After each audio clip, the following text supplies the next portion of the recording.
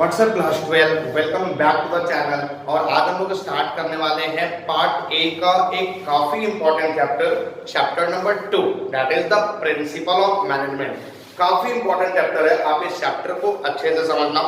हर एक कॉन्सेप्ट मैंने क्लियर करने का कोशिश किया है इस चैप्टर में, तो हर एक कॉन्सेप्ट को आप नोट्स बनाओ, उसको क्लियर करो।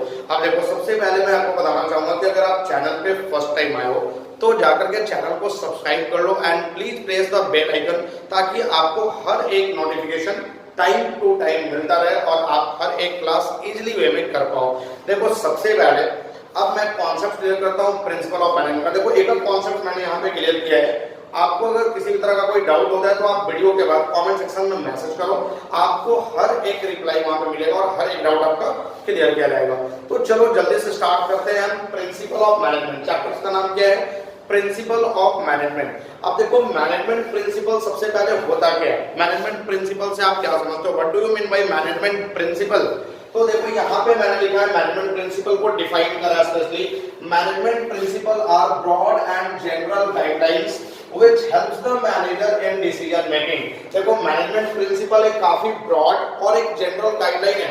ब्रॉड का मतलब कि इसके बारे में काफी डिटेल्स में सारी कुछ दी गई है, एंड जनरल गाइडलाइन का मतलब क्या होता है कि बस ये गाइडलाइन प्रोवाइड करता है कि आप ये करो तो ऐसा होगा। देखो, कुछ लोगों ने इसको असिस्ट कर रखा है कि ये किसी भी चीजों का एग्जैक्ट सॉल्यूशन है, बट ऐसा कुछ भी नहीं है। ये किसी भी चीजों का एग्जैक्ट सॉल्यूशन नहीं है, बस ये एक जनरल गाइडलाइन प्रोवाइड करता है कि आप ये करो तो ये होगा। तो management principle are broad and general guideline which helps the manager in decision making। जो मैनेजर को हेल्प करता है डिसीजन मेकिंग में, यानी हर एक ऑर्गेनाइजेशन में डिसीजन मेकिंग किसके पास होता है? मैनेजर के पास। डिसीजन कौन लेता है? मैनेजर। तो डिसीजन लेने में जो प्रिंसिपल उसका हेल्प करता है, जो कि काफी ब्रॉड और जनरल गाइडलाइन है, that is called the principle of management. अब देखो, इस चैप्टर में जो हमने टॉपिक्स कवर करने हैं वो बेसिकली 3 टॉपिक्स की कवर करने हैं। सबसे पहला scientific principle given by F W. Taylor, principles given by Henry Fayol and scientific techniques given by F W. Taylor. यानी कि एफ.डब्ल्यू. टेलर के द्वारा दिया गया कुछ साइंटिफिक प्रिंसिपल्स, उसके बाद हेनरी फ्योल के द्वारा दिए गए कुछ principles of management, general principles, and F W. Taylor के द्वारा दिए गए कुछ साइंटिफिक टेक्निक। यानी कि हमने इस चैप्टर में एफ.डब्ल्यू. टेलर के 2 कंट्रीब्यूशंस पढ़ने हैं, एक उनका साइंटिफिक प्रिंसिपल और दूसरा उनका साइंटिफिक टेक्निक। और हेनरी फ्योल का एक कंट्रीब्यूशन पढ़ना है मैनेजमेंट प्रिंसिपल या जनरल प्रिंसिपल। तो आओ सबसे पहले आज हम लोग स्टार्ट करते हैं scientific principles given by F W. Taylor. यानी एफ.डब्ल्यू. टेलर ने क्या क्या साइंटिफिक प्रिंसिपल्स दिए? देखो, सबसे पहले एफ.डब्ल्यू. टेलर ने जो साइंटिफिक प्रिंसिपल दिए हैं, यानी साइंटिफिक मैनेजमेंट प्रिंसिपल, तो सबसे पहले मुझे ये जानना होगा, ये काफी इंपॉर्टेंट पॉइंट है कि साइंटिफिक मैनेजमेंट क्या होता है। What do you mean by scientific management? तो देखो, यहाँ पे हमने लिखा है it refers to the application of science for each and every elements of management. यानी साइंटिफिक मैनेजमेंट का मतलब होता है कि मैनेजमेंट तो हर ऑर्गेनाइजेशन को करना ही है, करना ही पड़ता है। तो जब भी मैनेजमेंट करे हर एक ऑर्गेनाइजेशन, तो वो साइंस को यूज करते हुए मैनेजमेंट करे। यानी जब हर एक ऑर्गेनाइजेशन में साइंस को यूज करते हुए हमने मैनेजमेंट करना है, तो उसको हम लोग बोलेंगे साइंटिफिक मैनेजमेंट। तो it refers to the application of science for each and every elements of management. Management के हर एक एलिमेंट्स के लिए साइंस को यूज करके मैनेजमेंट करना, that is called the scientific management. अब देखो, यहाँ पे साइंटिफिक प्रिंसिपल्स की बात करें तो ये प्रिंसिपल्स जनरली किसके द्वारा दिया गया? साइंटिफिक प्रिंसिपल्स ये दिया गया एफ.डब्ल्यू. टेलर के द्वारा। यानी जो भी साइंटिफिक प्रिंसिपल दिया गया ये एफ.डब्ल्यू. टेलर के द्वारा दिया गया। अब देखो, एफ.डब्ल्यू. टेलर खुद एक मैकेनिकल इंजीनियर थे, तो इन्होंने अपने इंजीनियरिंग स्किल को यूज करते हुए सबसे ज्यादा कंट्रीब्यूशन दिया वर्कर्स के ऊपर, सबसे ज्यादा कंट्रीब्यूशन दिया फैक्ट्रीज के ऊपर। यानी वर्कर और फैक्ट्रीज के ऊपर इनका सबसे ज्यादा फोकस था, और इस पे फोकस करके इन्होंने कुछ प्रिंसिपल डेवलप किया, जिस प्रिंसिपल को अगर आज हम लोग अपने बिजनेस में अप्लाई करें तो वो बेसिकली हमारे बिजनेस में एक अच्छा हाइक लेकर के आएगा, ग्रोथ लेकर के आएगा। तो देखो, साइंटिफिक प्रिंसिपल 4 दिया गया है एफ.डब्ल्यू. टेलर के द्वारा। Total 4 scientific principle F W. Taylor ने दिया। सबसे पहला science not rule of thumb, next harmony not discord, cooperation not individualism, और development of worker to their greatest efficiency and prosperity.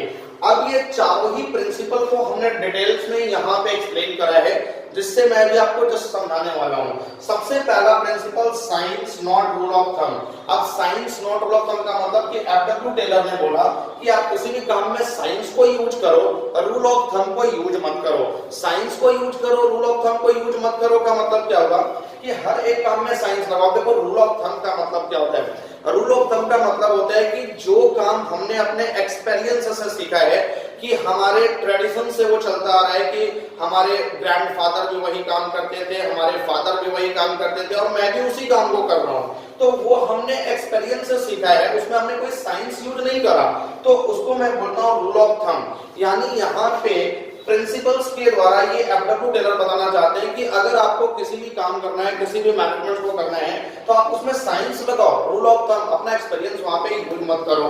तो यहाँ पे क्या बोल रहे हैं? Every job should be based on scientific inquiry. हर एक जॉब साइंटिफिक इंक्वायरी पे बेस्ड होना चाहिए, हर एक काम में साइंस लगना चाहिए। अच्छा, इसका मतलब क्या हुआ कि जैसे अगर आपने कुछ ये एक एस्टिमेट करना है कि जैसे इस काम को करने में टोटल कितने वर्कर लगेंगे और कितने दिन में ये पूरा करेंगे, तो आप वहां पे साइंस को लगाओ, आप वहां पे कैलकुलेशन, मैथमेटिकल कैलकुलेशन लगाओ, आप वहां पे अपना एक्सपीरियंस मत लगाओ कि यहाँ पे टोटल इस काम को 15 दिन में पूरा करने के लिए कितने वर्कर काम करेंगे। आप मैथमेटिकली कैलकुलेशन करो, साइंस लगाओ, रूल ऑफ थंब को बिल्कुल भी मत लगाओ। Every job should be based on scientific inquiry. हर एक जॉब साइंटिफिक इंक्वायरी पे बेस्ड होना चाहिए। एंड नोट ऑन इंट्यूशन, उसमें कोई इंट्यूशन यानी फीलिंग क्या रहा है ये कुछ भी नहीं होना चाहिए। एक्सपीरियंस, आपका एक्सपीरियंस क्या कहता है ये भी हम लोग को नहीं देखना है। And hit and miss method, hit and miss method का मतलब क्या होता है कि मैं ये ट्राई करके देखता हूं, अगर हो जाएगा तो ठीक है, नहीं तो फिर मैं दूसरा कर लूंगा। तो हिट एंड मिस मेथड भी नहीं होना चाहिए। हर एक जॉब साइंस पे बेस्ड होना चाहिए। इंट्यूशन, हमारा फीलिंग क्या आ रहा है ये नहीं होना चाहिए। एक्सपीरियंस क्या कहता है ये भी नहीं होना चाहिए, और हिट एंड मिस मेथड भी नहीं होना चाहिए। Next point, there is only one method to maximise efficiency. Taylor का कहना है कि एक ही बेस्ट मेथड है जो हमारे एफिशिएंसी को मैक्सिमाइज करेगा, which can be developed through work study analysis, और उसको डेवलप किया जा सकता है वर्क स्टडी एनालिसिस के थ्रू। अब वर्क स्टडी एनालिसिस क्या है? ये एफ.डब्ल्यू. टेलर का एक साइंटिफिक टेक्निक्स है, जो मैं टेक्निक्स जब पढ़ाऊंगा तो आपको बताऊंगा डिटेल में कि वर्क स्टडी एनालिसिस क्या है। तो आई होप गाइस कि ये क्लियर है। Science not rule of thumb, the first principles given by F W. Taylor. Next principle जो एफ.डब्ल्यू. टेलर ने दिया हुआ है harmony not Discord.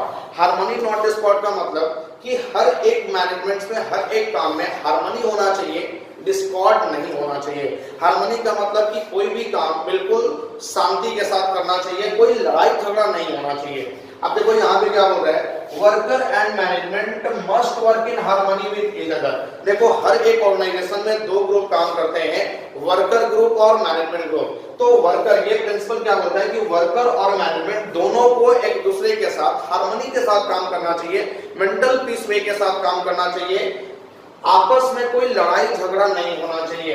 There should be mutual understanding between the two, यानी दोनों के बीच में एक म्यूचुअल अंडरस्टैंडिंग होना चाहिए। वर्कर और मैनेजमेंट दोनों को एक दूसरे को अच्छे से समझना होगा, म्यूचुअल अंडरस्टैंडिंग लेकर के आना होगा। Taylor insist on mental revolution. अब टेलर किसको इंसिस्ट करता है? मेंटल रिवॉल्यूशन का।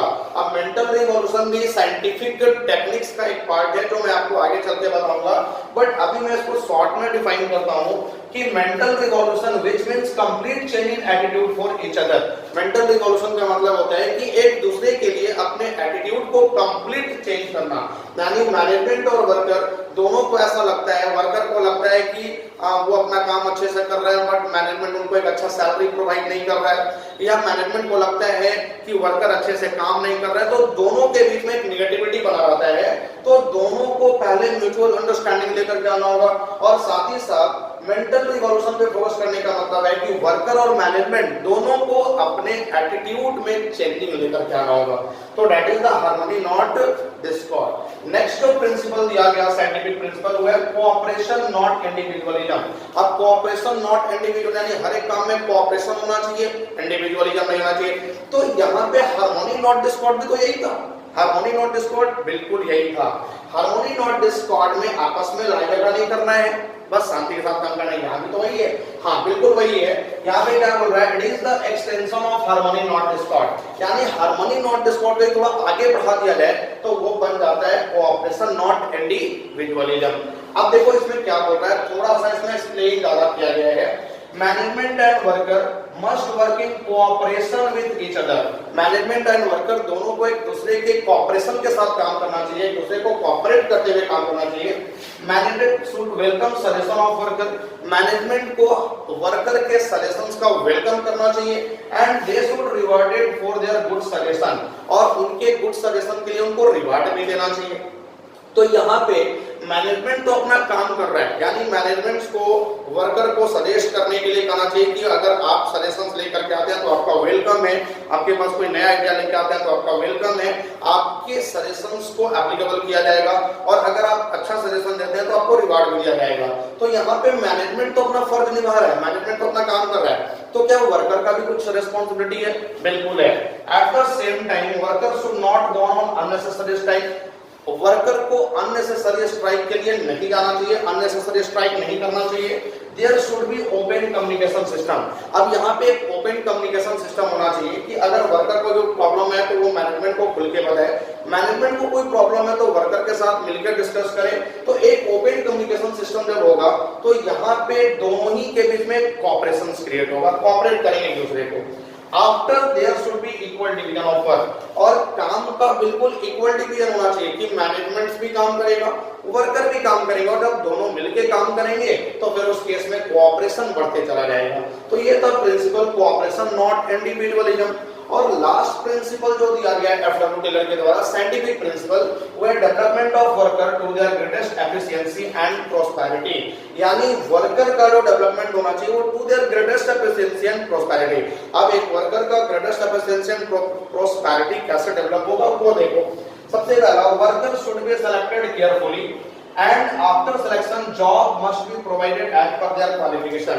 बोल रहा है कि एक वर्कर का डेवलपमेंट कैसे होगा, तो सबसे पहले वर्कर का सिलेक्शन बिल्कुल केयरफुली होना चाहिए। केयरफुली का मतलब क्या है कि जो उस जॉब के लिए एबल है उसी का सिलेक्शन होना चाहिए। अब सिलेक्शन करना तो मैनेजर के हाथ में होता है, तो मैनेजर का कोई ऐसा रिलेटिव था जो उस जॉब के लिए एबल नहीं था, बट मैनेजर वहां पे अपने रिलेटिव को वो जॉब दे दिया, तो वो केयरफुली सिलेक्शन नहीं हुआ।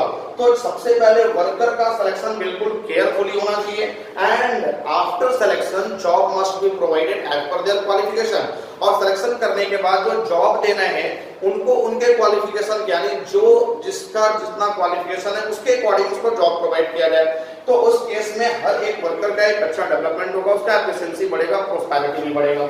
उसके बाद employ should be given training time to time, यानी एम्प्लॉय को टाइम टू टाइम ट्रेनिंग भी देना चाहिए, क्योंकि जब तक आप उसको ट्रेनिंग नहीं दोगे उसका डेवलपमेंट नहीं होगा। क्योंकि हर एक वर्कर का जो डेवलपमेंट है वो उसके ट्रेनिंग पर डिपेंड करता है, और अगर आप टाइम टू टाइम ट्रेनिंग नहीं दोगे तो फिर कैसे डेवलपमेंट होगा? क्योंकि मार्केट में टेक्नोलॉजी तो टाइम टू टाइम चेंज होती है ना, तो नए टेक्नोलॉजी के बारे में जब तक आप वर्कर को नहीं बताओगे, वो नए टेक्नोलॉजी में काम करना नहीं सीखेगा, तो उसका डेवलपमेंट कैसे होगा?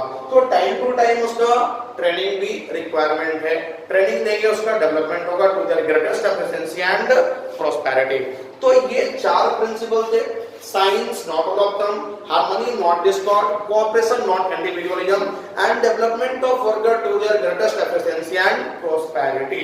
आई होप गाइस कि एफडब्ल्यू टेलर ने जो चार साइंटिफिक प्रिंसिपल दिए उसका कॉन्सेप्ट आपका क्लियर हुआ। अगर कोई डाउट रह जाता है इन चारों ही प्रिंसिपल्स में तो आप कमेंट सेक्शन में आ जाओ, वहां पे मैसेज करो और आपका डाउट इमीडिएटली क्लियर होगा। तो यहाँ तक आप इसको पढ़ो, इसका नोट्स बनाओ, साथ ही साथ एनसीईआरटी का लैंग्वेज भी चेक करते रहो, वहां से भी बहुत कुछ आपको मिलेगा। तो आप इसका नोट्स बनाओ और मैं कल मिलता हूँ इसके आगे के पार्ट को लेकर के, यानी कि जो प्रिंसिपल दिया गया हेनरी फ्योर्ड का वो मैं कल करवाऊंगा आपको। तब तक के लिए आप इतना का पढ़ो और नोट्स भी बनाओ। Thank you.